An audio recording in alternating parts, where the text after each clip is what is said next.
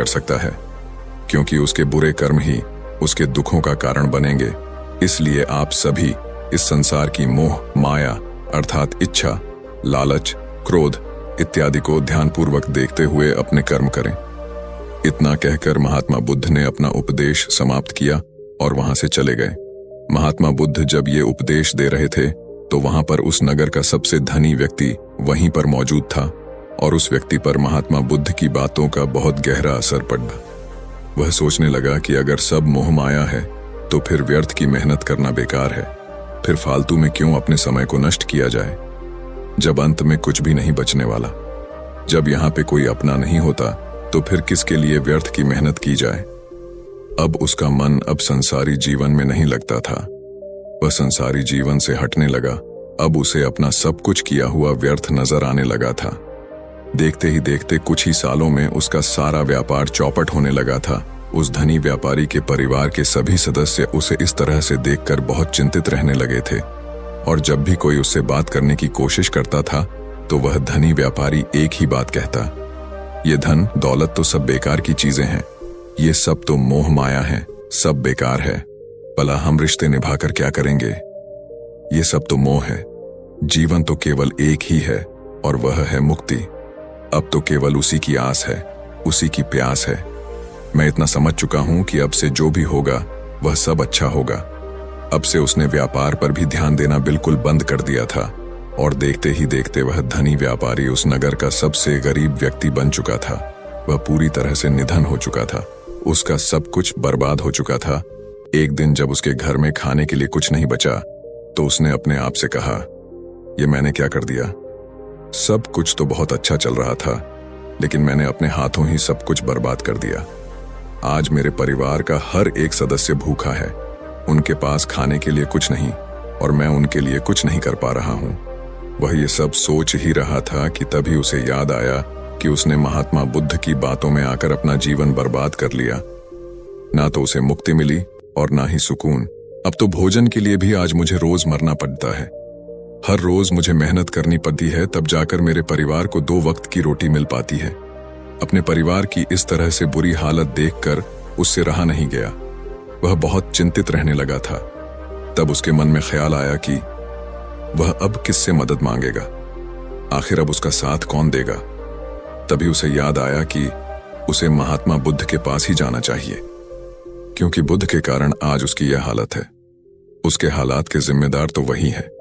मैं तो सीधा सीधा अपने मार्ग पर जा रहा था, लगातार अपने व्यापार में उन्नति कर रहा था, लेकिन जब से मैंने उनकी बातें सुनी तब से मेरा मन विचलित हो गया। उनकी फालतू बातों में आकर मैंने अपना सब कुछ बर्बाद कर दिया। मेरे हालात के जिम्मेदार तो वही है, इसलिए मुझे उनके पास ही जाना होगा। अपने मन में क्रोध लिए 2 दिनों की लंबी यात्रा करके वह महात्मा बुद्ध के पास पहुंचा और क्रोध में आकर महात्मा बुद्ध से कहता है, हे बुद्ध, आपको कोई ज्ञान नहीं, आपने सत्य की प्राप्ति की है। आप तो केवल भोले भाले लोगों को फंसाना जानते हैं, अपनी चिकनी चुपड़ी बातों में उन्हें बहलाना जानते हैं। आप लोगों के सीधेपन का फायदा उठाकर अपनी प्रसिद्धि और अपनी प्रशंसा करवाते हैं। आप हमें ऐसे सपने दिखाते हैं जो कभी पूरे नहीं होते। मैं भी ऐसा ही एक सीधा साधा व्यक्ति था और मैं उस नगर का सबसे बड़ धनी व्यक्ति था। आपसे मिलने से पहले सब कुछ ठीक चल रहा था। मेरे पास धन की कोई कमी नहीं थी, सारे ऐशो आराम थे, सारी सुख सुविधाएं थीं। लेकिन जब से मैंने आपका उपदेश सुना, मैं आपसे इतना प्रभावित हो गया कि मैंने आपकी बातों को ही मानना शुरू कर दिया और वो सारी चीजें छोड़ दी जो मुझे संसारी जीवन से जोड़ती थी। अर्थात संसार की सारी मोह माया मैंने त्याग दी और आज देखिए, आपकी वजह से मेरा पूरा परिवार भिखारी बन चुका है। वह छोटी सी कुटिया में रहता है, यहां तक कि रोज के खाने के लिए भी नहीं है। आपकी वजह से मैं पूरी तरह से बर्बाद हो चुका हूं। उस व्यक्ति के इतना कहने के बाद महात्मा बुद्ध शांति से मुस्कुराते हुए उस व्यक्ति से कहते हैं, आखिर तुम्हारे साथ क्या हुआ है और तुमने मेरी बातों का क्या मतलब निकाला। इस पर वह व्यक्ति महात्मा बुद्ध को सारी बातें बता देता है। आप कहते हैं कि धन दौलत की इच्छा करना ये काम सब मोह माया है से भरा है। आप सांसारिक जीवन को बुरा कहते हैं और खुद इस संसार में आकर भिक्षा मांगते हैं। आप आध्यात्मिक जीवन को अच्छा बताते हैं, किंतु मेरा एक प्रश्न है, इस आध्यात्मिक जीवन से हमें क्या मिलता है, इससे हमें क्या लाभ। आपने कहा था कि हमें आध्यात्मिक जीवन से सुख प्राप्त होता है, लेकिन मैंने तो जब से आध्यात्मिक जीवन अपनाया है तब से मुझे केवल दुख ही दुख मिला है। यहाँ तक कि मेरे पास जो कुछ भी था वह भी सब में खो बैठा हूँ।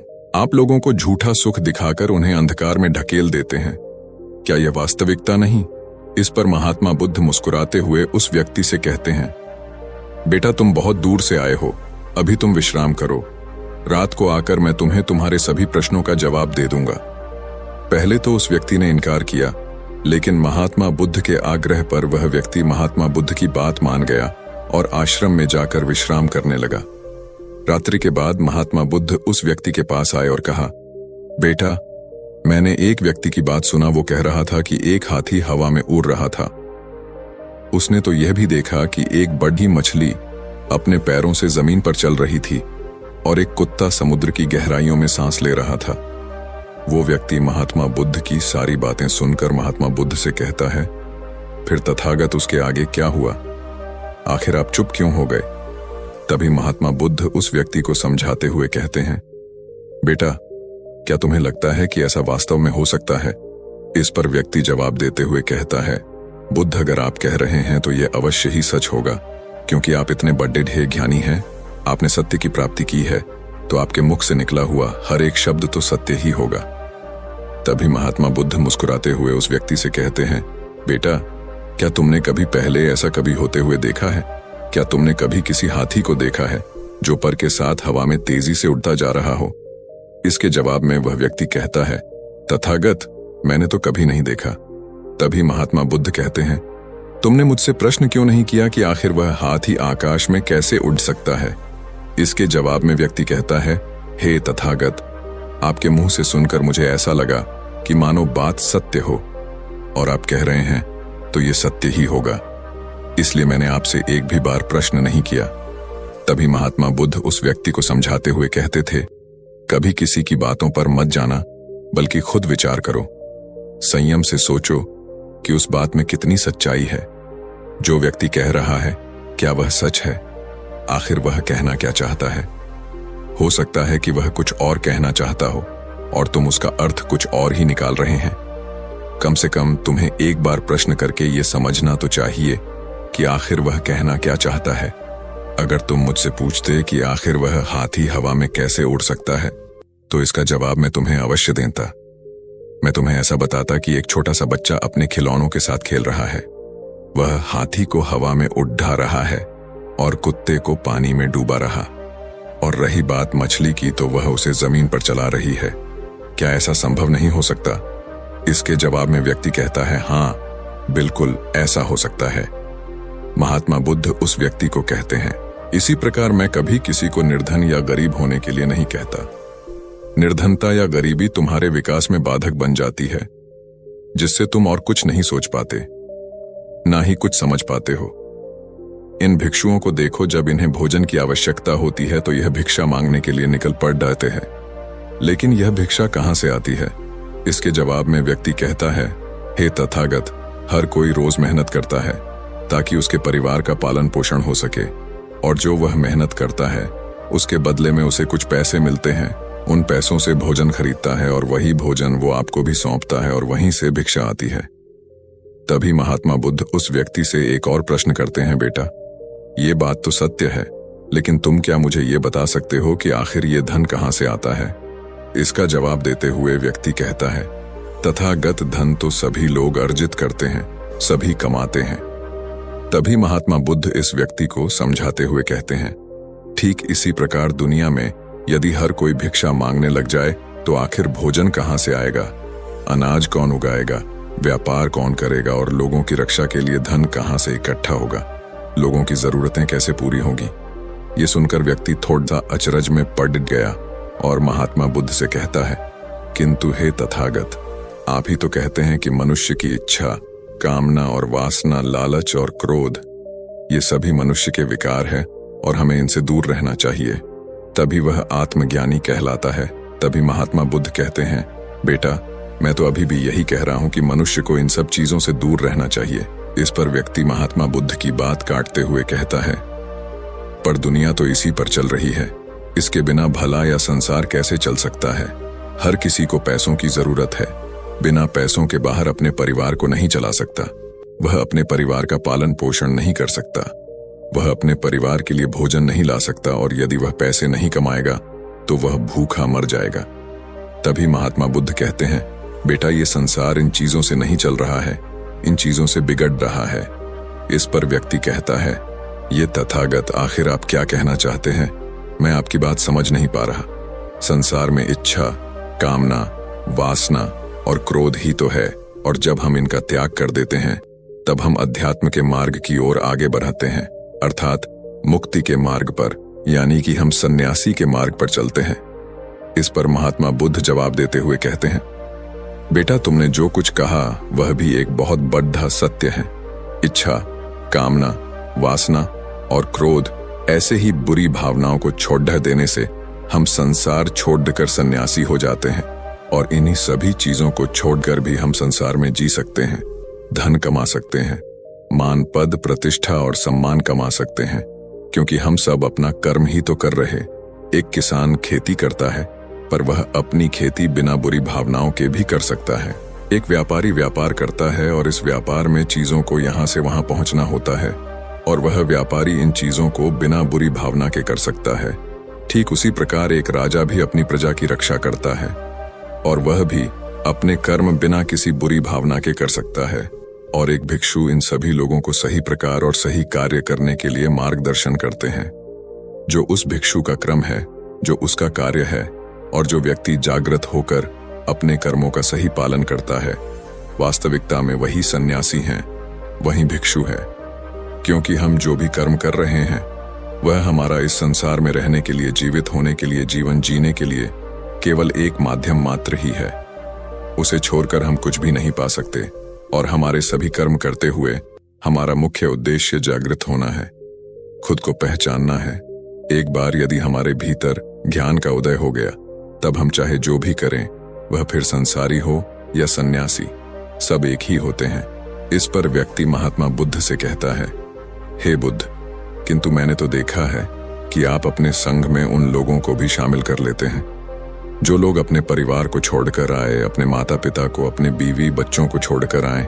क्या आप उनसे कभी ये कहते हैं कि जाकर अपनी जिम्मेदारियां पूरी करो और धन कमाओ, और वहीं पर रहकर तुम आत्मज्ञान प्राप्त करो? उस व्यक्ति के प्रश्न का जवाब देते हुए महात्मा बुद्ध कहते हैं, क्या तुम हाथी को हवा में उड़ा सकते हो? इसके जवाब में वह व्यक्ति कहता है, नहीं, मैं नहीं उड़ा सकता। तभी महात्मा बुद्ध कहते हैं, केवल एक बच्चा ही हाथी को हवा में उड़ा सकता है। ठीक उसी प्रकार जिस व्यक्ति को जो बनना है वह तो वह बनकर ही रहेगा। जैसे किसी व्यक्ति को व्यापारी बनना है तो वह व्यापारी बनेगा। ठीक इसी प्रकार यदि किसी व्यक्ति को आत्मज्ञान की प्राप्ति करनी है तो उसे सब कुछ तो त्यागना ही होगा।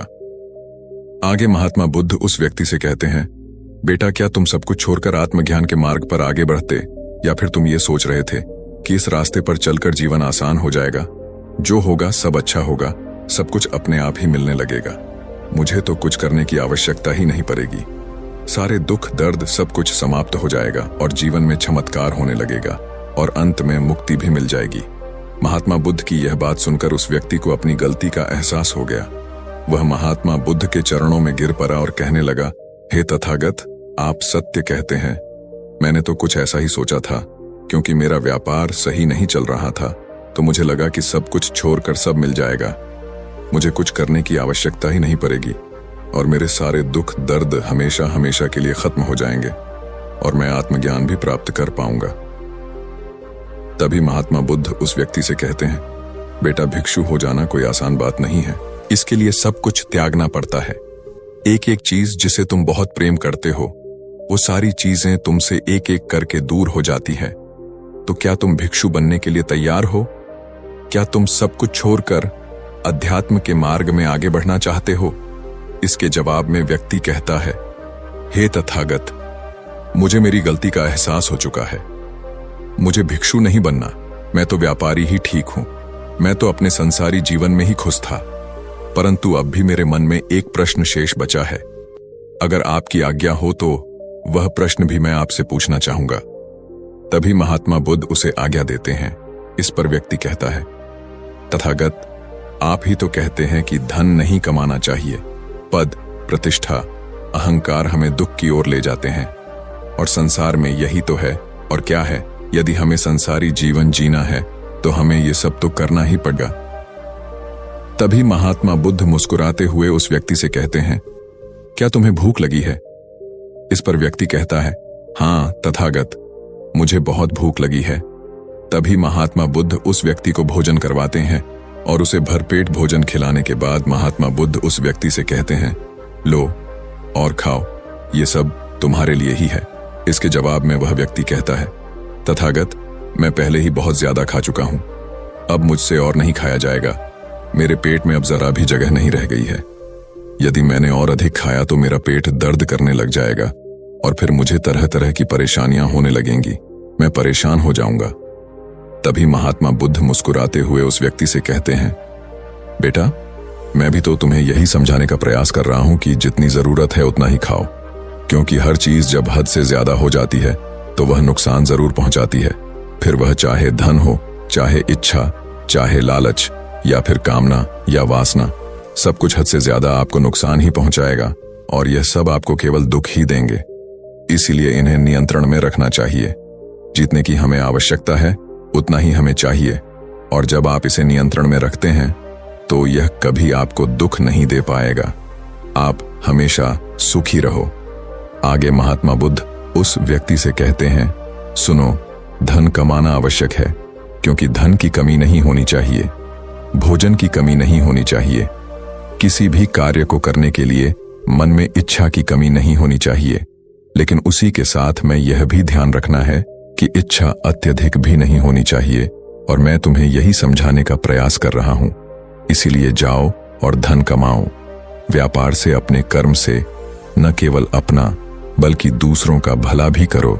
जब तुम अपने किए कार्यों की सांसारिक कार्यों से लोगों का भला करते हो, तब तुम में और किसी सन्यासी अर्थात किसी भिक्षु में कोई अंतर नहीं रह जाता। बस सभी के मार्ग अलग हो गए हैं, लेकिन मंजिल एक ही होती है, और तुम कभी मार्ग से भटकना नहीं।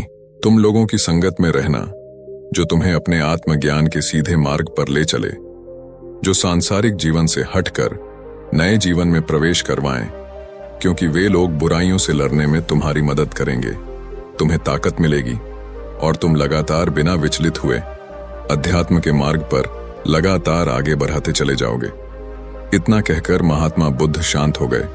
वह व्यक्ति महात्मा बुद्ध को प्रणाम करके कहता है, ये तथागत, आपकी शिक्षा ये तो बिल्कुल अलग है।